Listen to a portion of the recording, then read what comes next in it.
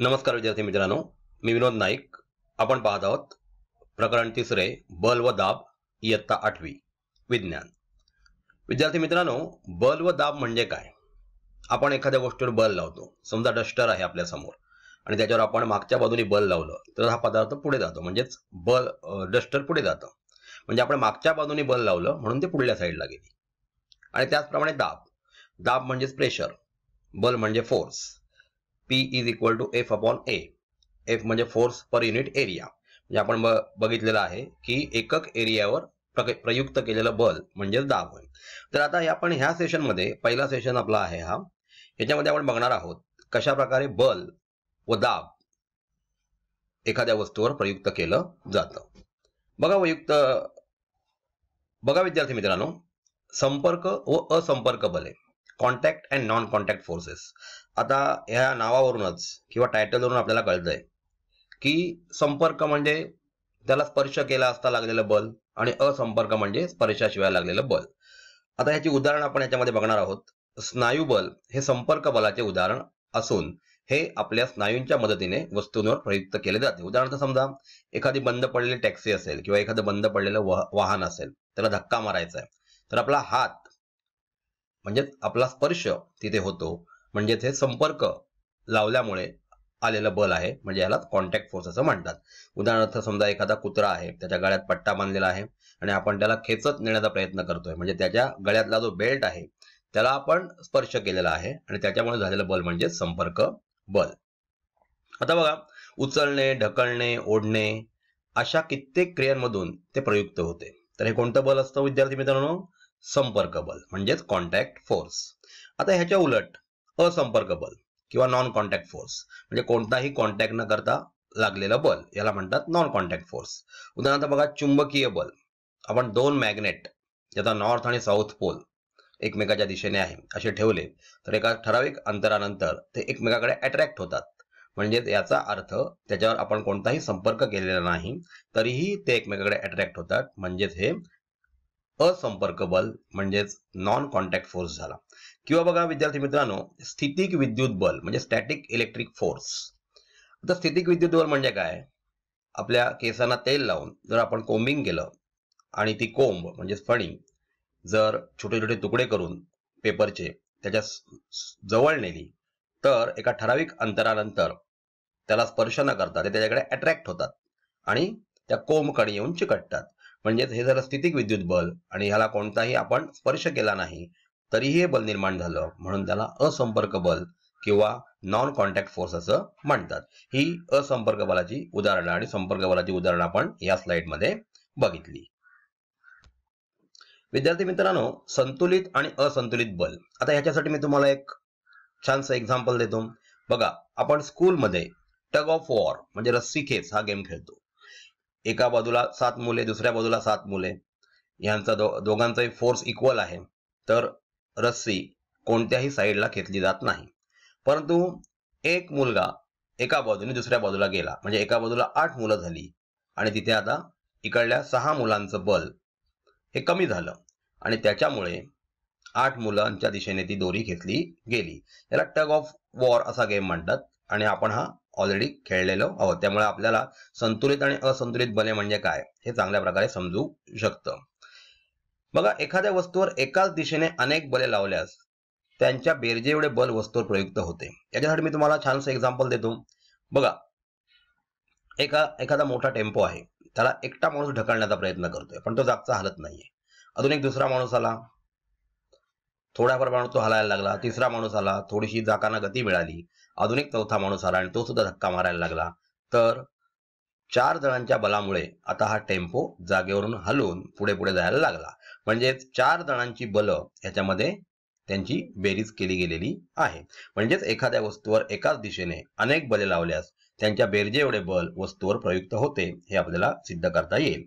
जर 2 बले एकाच वस्तूवर परस्पर विरुद्ध बाजूने लावली तर त्यांच्या फरका इतके बल वस्तूवर प्रयुक्त होते. समजा एका बाजूने 5 न्यूटन लावलं आणि दुसऱ्या बाजूने त्याच वस्तूवर 10 न्यूटन इतकं बल लावलं. दोघांमधला फरक झाला 10 वजा 5 म्हणजेच 5 न्यूटनचा.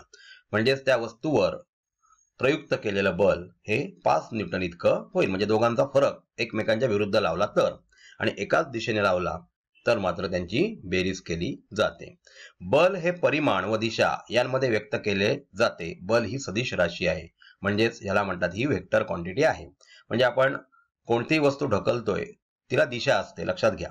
तिला परिमाण तर आहेच, पण तिला दिशा सुद्धा असते. कोणत्या दिशेत आपल्याला ढकलायची आहे त्या दिशेने आपण तिला बल लावतो. आणि त्याच्यामुळे बल ही अशी राशी आहे जिला परिमाण आणि दिशा म्हणजे मॅग्नेट्यूड आणि डायरेक्शन या दोन्ही गोष्टी असतात, म्हणून तिला व्हेक्टर क्वांटिटी म्हणजेच सदिश राशी असे म्हणतात. बघा विद्यार्थी मित्रांनो, जडत्व, इनर्शिया. आता हा कन्सेप्ट खूप महत्वाचा आहे. आपण बघा, पंखा चालू आहे, आपला इलेक्ट्रिक फॅन चालू आहे आणि थोड्या वेळाने आपण बटन बंद केलं तरीही तो काही काळासाठी चालू राहतो, म्हणजे त्याला जडत्व निर्माण झालेलं असतं. किंवा आपण सायकलवर जात असू आणि सायकलचं पेडल मारणं बंद केलं तरीही काही वेळ सायकल चालू राहते, त्याला जडत्व असं म्हणतात. आता बघा, बलाशिवाय पदार्थांच्या वस्तू गतीच्या आहेत त्या स्थितीत राहण्याची प्रवृत्ती दाखवितात. म्हणजे बलाशिवाय एखादी वस्तू गतीमध्ये असेल तर ती गतीमध्येच राहते, ज्याला त्याचं जडत्व असं म्हणतात. वस्तू आहे त्या गतीच्या स्थितीत राहण्याच्या प्रवृत्तीला जडत्व म्हणतात, आपल्याला माहितच आहे, आपण आत्ताच सांगितलं तुम्हाला. म्हणूनच बाहेरून बल प्रयुक्त न केल्यास स्थिर स्थितीतील वस्तू स्थिर राहते व गतिमान स्थितीतील वस्तू गतिमान स्थितीत राहते. बघा, आपल्या व्हेकलला आपण बल लावलेला आहे, मेकॅनिकल बल म्हणजे मेकॅनिकल फोर्स त्याच्यावर कार्य करत आहे. त्याला ब्रेक अप्लाय केला नाही तर आणि रस्त्याचा सुद्धा रेजिस्टन्स नसेल तर ती गाडी गतिमान राहील, ती बाईक गतिमान राहील. आणि एखादी वस्तू जर समजा जागेवर स्थिर उभी असेल, तिला आपण कोणतंही बल लावलं नाही तर ती जागची हलणार नाही. उदाहरणार्थ, टेबलावर ठेवलेलं पुस्तक, त्याला आपण कोणतंही बल लावलं नाही तर ते टेबलावरच राहणार आहे. आता बघा, जडत्वाच्या प्रकारामध्ये 3 प्रकार आहेत: विराम अवस्थेतील जडत्व, गतीचे जडत्व आणि दिशेचे जडत्व. ह्याच्यासाठी मी तुम्हाला बसचं एक्झाम्पल देईन. बघा, तिन्ही अवस्थांसाठी आपण एका बसचं एक्झाम्पल घेऊ. उदाहरणार्थ, विराम अवस्थेतील जडत्व.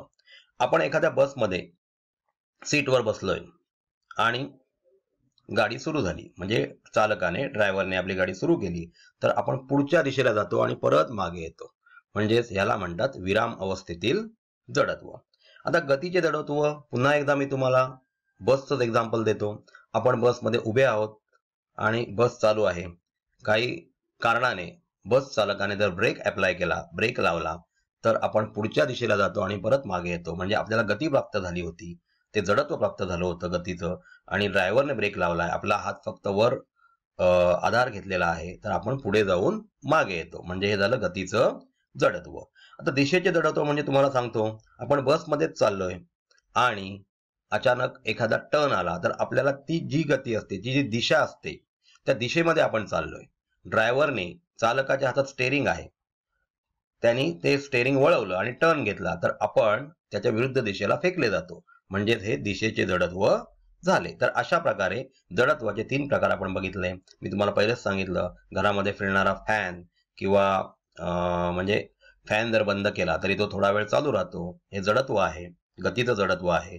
किंवा सायकलचं पेडल मारणं बंद केलं तरी ती काही सेकंद पुढे जात राहते, म्हणजेच हे जडत्वाची उदाहरणं झालेली आहेत.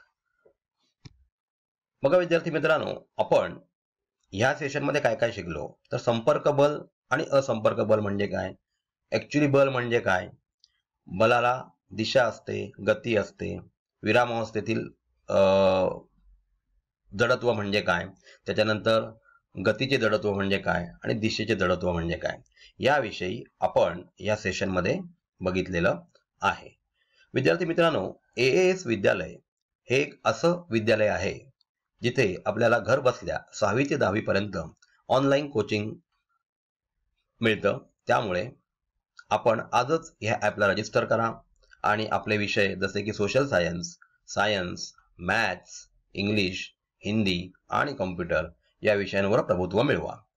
AAS विद्यालय ह्या ॲप मार्फत आपल्याला भरघोस टेस्ट सुद्धा देता येतात. त्याचप्रमाणे तज्ञ शिक्षकांचं मार्गदर्शन सुद्धा आपल्याला या ॲपच्या माध्यमातून होतं. तर आपण आजच या ॲपला रजिस्टर करा आणि आपलं फ्युचर, आपलं भवितव्य उज्ज्वल करा. धन्यवाद.